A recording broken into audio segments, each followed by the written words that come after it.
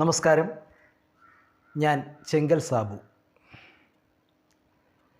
മലയാളത്തിലെ പഴയ കാലഘട്ടത്തിലെ ശാലീന സുന്ദരിയായിരുന്ന, രംഗബോധമില്ലാത്ത ഒരു കോമാളിയെപ്പോലെ മരണം കവർന്നെടുത്തു കൊണ്ടുപോയ, ജീവിച്ച് കൊതി തീരും മുമ്പേ തൻ്റെ ആഗ്രഹങ്ങൾ, സ്വപ്നങ്ങൾ സഫലമാകുന്നതിന് മുമ്പേ ഈ ഭൂമിയിൽ നിന്ന് യാത്രയാകേണ്ടി വന്ന ഒരു നടിയാണ് റാണി ചന്ദ്ര. ഈ റാണി ചന്ദ്രയുടെ തുടക്കം മുതൽ ജീവിതാവസാനം വരെയുള്ള ചില മുഹൂർത്തങ്ങളാണ് ഞാൻ ഈ വീഡിയോയിലൂടെ നിങ്ങളുമായി പങ്കുവയ്ക്കുന്നത്.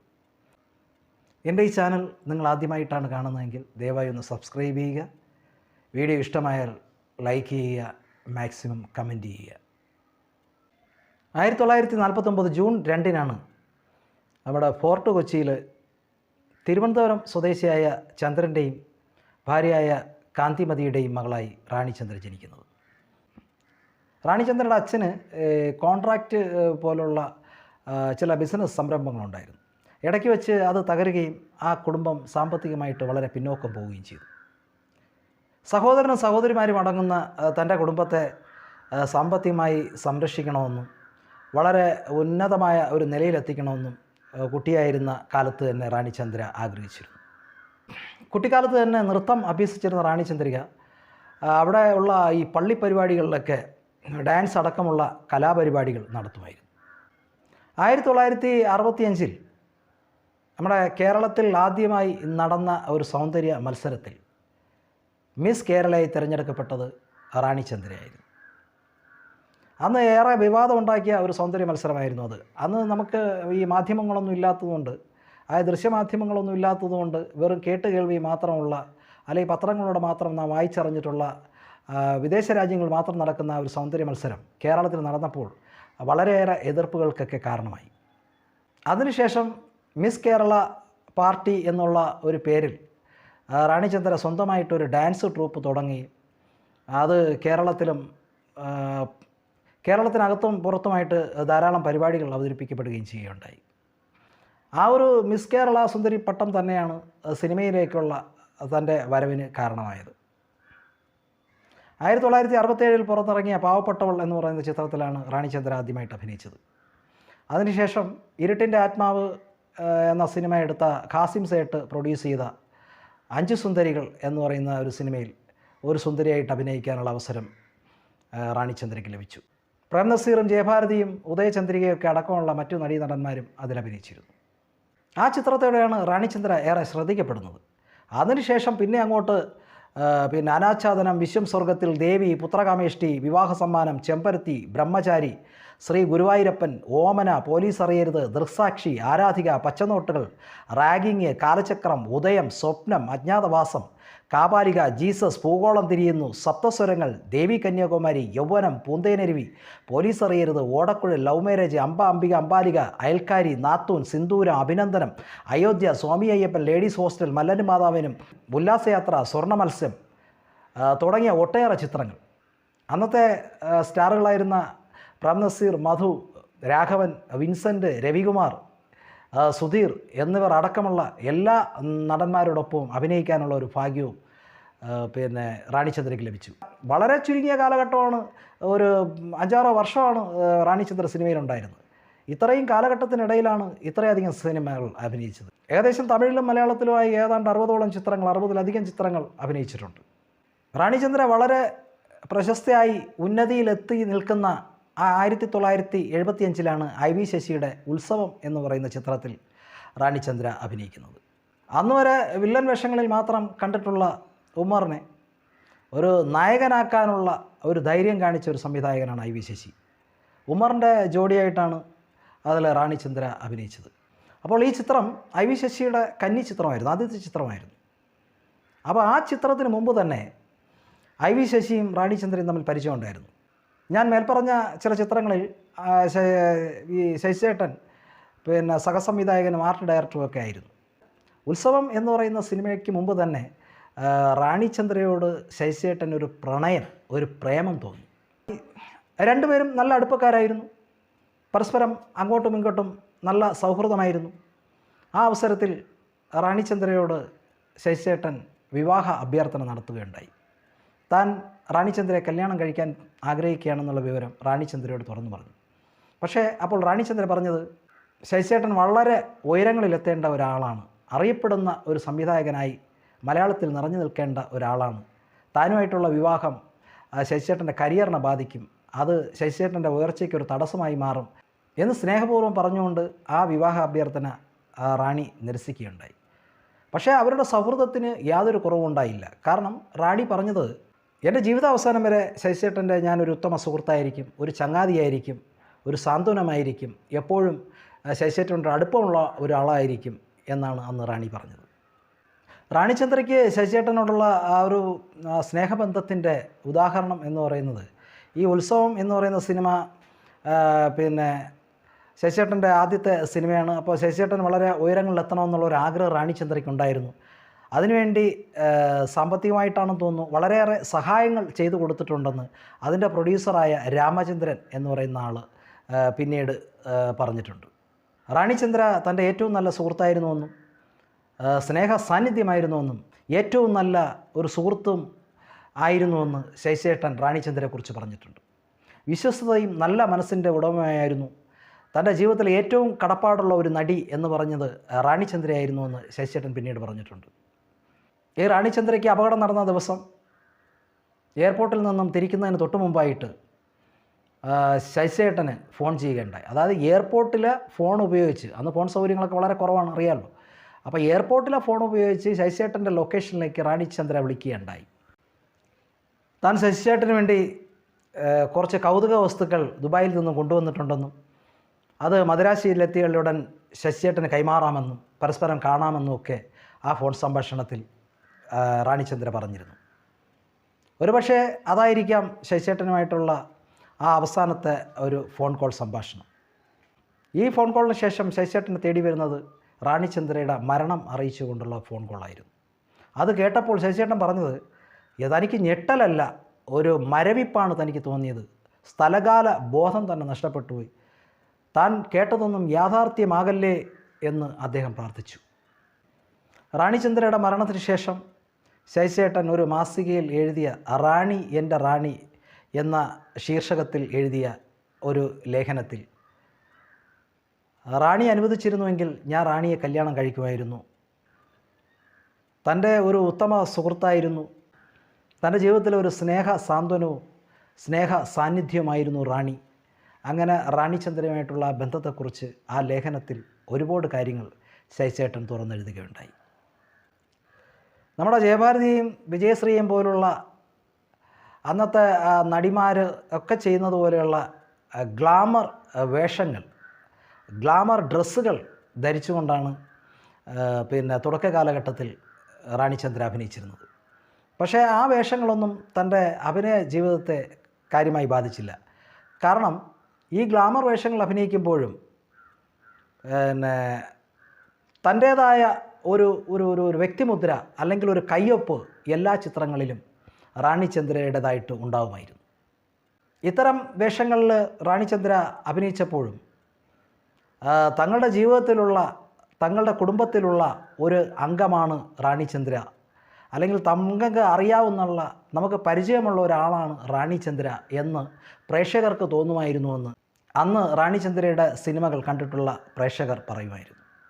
എത്ര ഗ്ലാമർ വേഷങ്ങൾ അഭിനയിച്ച സിനിമയായിരുന്നാലും ഇതാ നിങ്ങളുടെ റാണിചന്ദ്ര, ഞാൻ നിങ്ങളുടെ റാണിചന്ദ്ര എന്ന് തോന്നുന്ന ഒരു രീതിയിലുള്ള ഒരു പ്രകടനമായിരുന്നു റാണിചന്ദ്ര കാഴ്ചവെച്ചിട്ടുള്ളത്. റാണിചന്ദ്ര വളരെയേറെ സുന്ദരിയായിരുന്നു എന്ന് ഞാൻ പറഞ്ഞല്ലോ. അത് മിസ് കേരള പട്ടം കിട്ടിയതുകൊണ്ട് മാത്രമല്ല, അവരഭിനയിച്ച ഗാനരംഗങ്ങളിൽ വളരെയേറെ ഒരു പ്രത്യേകത പ്രേക്ഷകർക്ക് അനുഭവപ്പെട്ടിരുന്നു. കാരണം ചില ലുക്കിൽ ജയഭാരതിയുടെയും മറ്റൊരു ലുക്കിൽ ശ്രീദേവിയുടെയും ഒരു സന്നിവേശമായിരുന്നു റാണിചന്ദ്ര എന്ന് പിന്നീട് പലരും പറയുകയുണ്ടായിട്ടുണ്ട്. രാഘവനോടൊപ്പം അഭിനയിച്ച കളഭത്തിൽ മുങ്ങി വരും, വിൻസെൻറ്റിനോടൊപ്പം ഒരു നോക്ക് ദേവി കണ്ടോട്ടെ, പിന്നെ വണ്ടി വണ്ടി കുണ്ടാമണ്ടി, സുധീറിനോടൊപ്പം നന്ദ്യാർ വട്ട പൂജിരിച്ചു എന്നീ ഗാനങ്ങൾ യൂട്യൂബിൽ ഇന്നും വളരെ ഹിറ്റാണ്.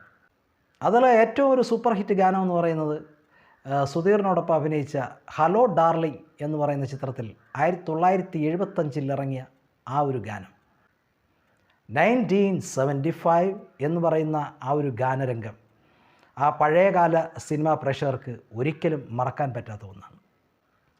മലയാളത്തിൽ മാത്രമല്ല, തമിഴിലും ഒട്ടനവധി ചിത്രങ്ങളിൽ റാണി ചന്ദ്ര അഭിനയിക്കുകയുണ്ടായി. തേൻ സിന്ധുവതേ മാനം, രാധ, ശിവകുമാറിനോടൊപ്പം അഭിനയിച്ച ഭദ്രകാളി, അതാണ് അവസാനമായിട്ട് തമിഴിൽ അഭിനയിച്ചതെന്ന് തോന്നുന്നു. കാരണം ആ ചിത്രത്തിൻ്റെ ചിത്രീകരണം പൂർത്തിയാകുന്നതിന് മുമ്പ് തന്നെ റാണി ചന്ദ്ര കൊല്ലപ്പെട്ടു. അവസാനം ഒരു പുഷ്പ എന്ന് പറയുന്ന ഒരു നടിയെ വെച്ചിട്ടാണ് അതിൻ്റെ ക്ലൈമാക്സ് രംഗങ്ങളൊക്കെ ഷൂട്ട് ചെയ്ത് ആ ചിത്രം പുറത്തിറങ്ങിയത്. മിക്കവാറും മലയാളം പാട്ടുകളിലെല്ലാം തന്നെ ആ റാണി ചന്ദ്രയുടെ ആ ഒരു ശാലീന സൗന്ദര്യം പ്രേക്ഷകർക്ക് കാട്ടിക്കൊടുക്കുന്ന ഒരു നിലയിലായിരുന്നു അന്നത്തെ പ്രൊഡ്യൂസർമാരും നിർമ്മാതാക്കളും ചിത്രീകരിച്ചിരുന്നത്. ചുണ്ടുകളുടെ മുകളിലുള്ള നേർത്ത രോമങ്ങൾ, മീശയൊന്നുമല്ല കേട്ടോ, നേർത്ത പൊടി രോമങ്ങൾ റാണി ചന്ദ്രയുടെ ഒരു രാശിയായിരുന്നു എന്ന് ചില സിനിമാ പ്രവർത്തകർ അക്കാലത്ത് പറഞ്ഞു കിടന്നിട്ടുണ്ട്. 1974 പുറത്തിറങ്ങിയ രാമു കാര്യായിട്ട് സംവിധാനം ചെയ്ത നെല്ല് എന്ന് പറയുന്ന ചിത്രത്തിൽ നമ്മുടെ റാണി ചന്ദ്ര അഭിനയിച്ചിരുന്നു. അതിലെ അന്ന് അസിസ്റ്റൻറ്റ് ഡയറക്ടറായിരുന്നു നമ്മളുടെ പ്രശസ്ത സംവിധായകൻ KG ജോർജ്. അദ്ദേഹത്തിൻ്റെ ആദ്യ ചിത്രമായ സ്വപ്നാടനം എന്ന് പറയുന്ന ചിത്രത്തിലാണ് റാണി ചന്ദ്രയ്ക്ക് ശ്രദ്ധേയമായ ഒരു വേഷം ലഭിക്കുന്നത്. നെല്ല് എന്ന് പറയുന്ന സിനിമയിൽ അഭിനയിച്ചപ്പോൾ തന്നെ അന്ന് അസിസ്റ്റൻ്റായിരുന്ന KG ജോർജ് റാണി ചന്ദ്രയിലെ അഭിനയ മികവിനെ കണ്ടെത്തിയിരുന്നു. അതുകൊണ്ടാണ് തൻ്റെ ആദ്യ ചിത്രമായ സ്വപ്നാടനത്തിൽ ഏറ്റവും മികച്ച ഒരു കഥാപാത്രത്തെ റാണി ചന്ദ്രയ്ക്ക് നൽകിയത്. അമിത അഭിനയം കൊണ്ട് അല്ലെങ്കിൽ നാടകീയത കൊണ്ട് പലപ്പോഴും കൈവിട്ടു പോകുന്ന ഒരു അഭിനയ സാധ്യതയുള്ള ഒരു കഥാപാത്രമായിരുന്നു അത്. പക്ഷേ റാണി ചന്ദ്ര താൻ പറഞ്ഞു കൊടുത്ത കാര്യങ്ങൾ അതേപടി അതിനേക്കാൾ ഉപരിയാണ് റാണി ചന്ദ്ര തനിക്ക് തൻ്റെ അഭിനയത്തിലൂടെ ആ ചിത്രത്തിലൂടെ തനിക്ക് തന്നതെന്ന് KG ജോർജ് പറഞ്ഞിട്ടുണ്ട്. ആ ചിത്രത്തിലെ അഭിനയത്തിന് ആ വർഷത്തെ ഏറ്റവും നല്ല നടിക്കുള്ള കേരള സംസ്ഥാന അവാർഡ് ലഭിച്ചത് റാണി ചന്ദ്രയ്ക്കാണ്. KG ജോർജ് പറഞ്ഞത് താൻ പറയുന്ന കാര്യങ്ങൾ റാണി ചന്ദ്ര ഉൾക്കൊണ്ട് മനസ്സിരുത്തി താൻ വിചാരിച്ചതിലും അപ്പുറമാണ് റാണി ചന്ദ്ര അതിൽ അഭിനയിച്ചത് എന്നാണ്. ഓരോ ഷോട്ട് കഴിയുമ്പോഴും KG ജോർജിനോട് ചോദിക്കുമായിരുന്നു, സാർ ഇത് ശരിയായോ, ഇനി വേണമെങ്കിൽ ഒരിക്കൽ കൂടി എടുക്കാം എന്ന് പറയുമായിരുന്നു. അത്രയേറെ ഒരു ഡെഡിക്കേറ്റഡ് ആയിട്ടാണ് ആ ചിത്രത്തിൽ റാണി അഭിനയിച്ചത്.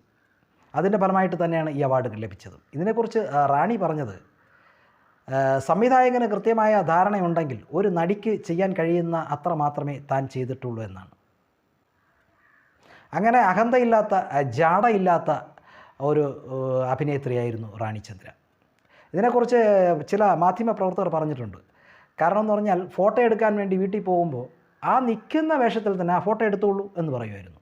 ഇന്നത്തെ നാടിമാരെ കുറിച്ചൊക്കെ അറിയാമല്ലോ, ആരെങ്കിലും വന്നു കഴിഞ്ഞാൽ വെയിറ്റ് ചെയ്യാൻ പറയും, പിന്നെ 1-2 മണിക്കൂർ കഴിഞ്ഞ് മേക്കപ്പോട് വന്നിട്ട് ഫോട്ടോയ്ക്ക് പോസ്റ്റ് ചെയ്യും. ഇത് റാണി ചന്ദ്ര എടുത്ത് വീട്ടിലായാലും സെറ്റിലായാലും ഫോട്ടോ എടുക്കണമെന്ന് പറഞ്ഞാൽ എടുത്തോളൂ എന്ന് പറഞ്ഞാൽ അപ്പോൾ തന്നെ ഫോട്ടോയ്ക്ക് പോസ്റ്റ് ചെയ്യണം.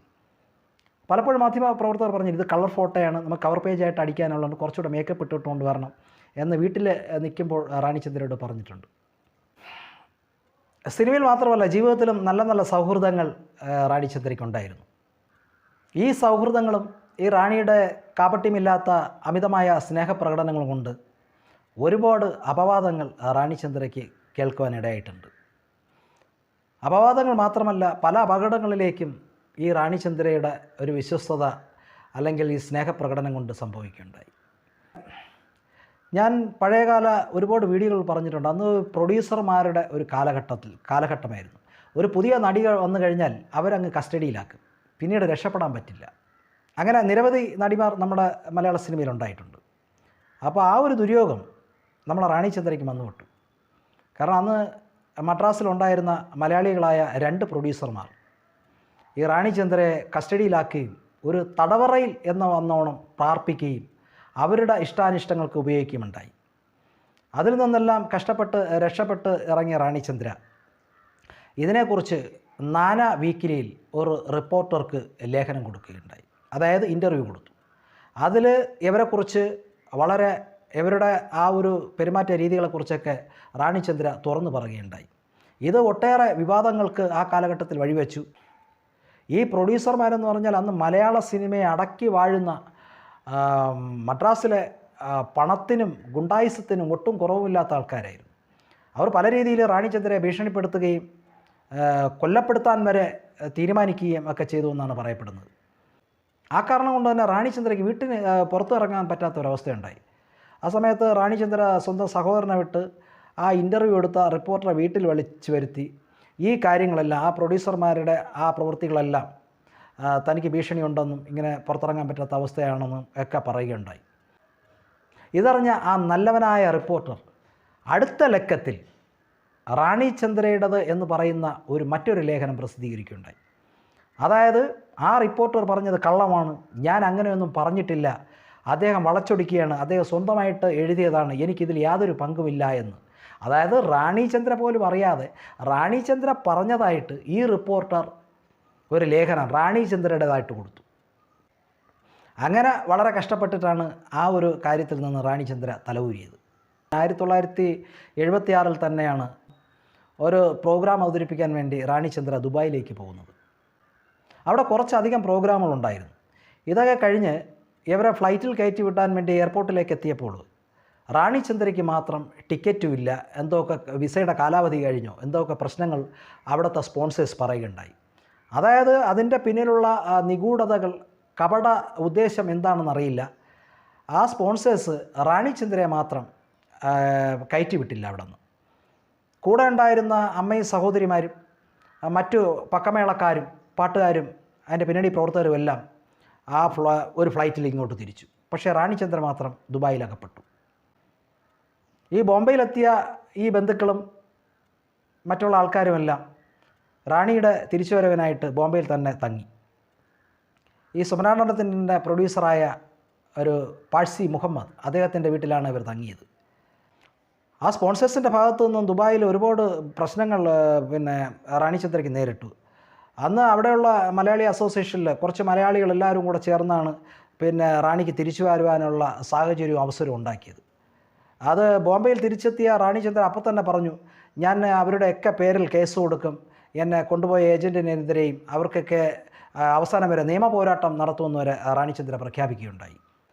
ദുബായിൽ നിന്നും ഇന്ത്യയിലേക്കുള്ള തൻ്റെ രക്ഷപ്പെടൽ ഒരു ജീവൻ മരണ പോരാട്ടമായിരുന്നു എന്നാണ് റാണിചന്ദ്ര ബന്ധുക്കളോട് പറഞ്ഞത്. 1976 ഒക്ടോബർ 12 ബോംബെയിൽ നിന്നും ചെന്നൈയിലേക്ക് തിരിക്കുവാൻ വേണ്ടി റാണിചന്ദ്രയും കുടുംബാംഗങ്ങളും അതിൻ്റെ തൻ്റെ ഡാൻസ് ട്രൂപ്പിൻ്റെ പിന്നണി പ്രവർത്തകരുമായിട്ട് എയർപോർട്ടിലെത്തുന്നു. അങ്ങനെ എയർപോർട്ടിലെത്തിയ റാണിചന്ദ്രയ്ക്കും മറ്റുള്ള യാത്രക്കാർക്കും അറിയാൻ കഴിഞ്ഞത് തങ്ങൾക്ക് പോകേണ്ടിയിരുന്ന വിമാനം എന്തോ തകരാറ് കാരണം അന്ന് പുറപ്പെടില്ല എന്നും ആ വിമാനം വളരെ വൈകിയേ പുറപ്പെടൂ എന്നുള്ള ഒരു വിവരമാണ്. ഈ യാത്രക്കാർക്കെല്ലാം 300ഓളം യാത്രക്കാരുണ്ടായിരുന്നു. അവർക്കെല്ലാവർക്കും അക്കോമഡേഷനും മറ്റ് സൗകര്യങ്ങളും കൊടുക്കാമെന്ന് എയർപോർട്ട് അധികാരികൾ പറയുകയുണ്ടായി. പക്ഷേ എല്ലാവരും അവിടെ കിടന്ന് ബഹളം വെച്ചു. കാരണം അത്യാവശ്യമായിട്ട് പോകാനാണല്ലോ വിമാനത്തിൽ കയറുന്നത്.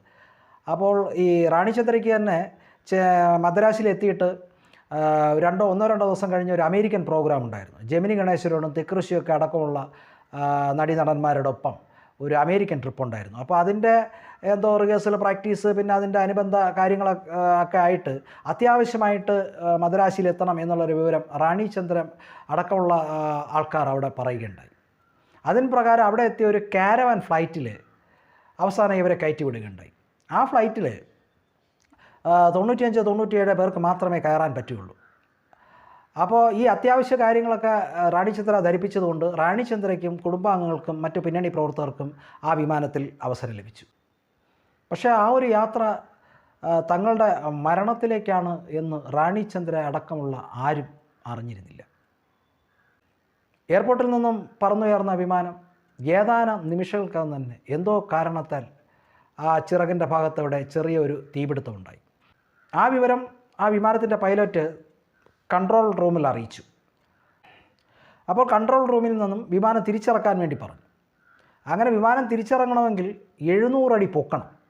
ഇത് വളരെ കുറച്ചേ പൊങ്ങിയുള്ളൂ. അപ്പോൾ ഇത് പൊക്കിയ സമയത്ത് ഈ തീ ആളിപ്പടരുകയും തിരിച്ചിറങ്ങാനുള്ള ആ ഒരു ശ്രമത്തിൽ ഒരു തീഗോളമായി ഇന്ധന ടാങ്ക് പൊട്ടിത്തെറിച്ചുകൊണ്ടാകാം വളരെ വലിയ ഒരു തീഗോളമായി മൂക്കുകുത്തി എത്രയോ അടി താഴ്ചയിൽ ആ എയർപോർട്ടിൻ്റെ ഒരു മൂലയ്ക്ക് പതിക്കുകയാണ് ഉണ്ടായത്. ആ ഒരു രംഗം ഒരിക്കലും മറക്കാൻ പറ്റാത്തതാണെന്നും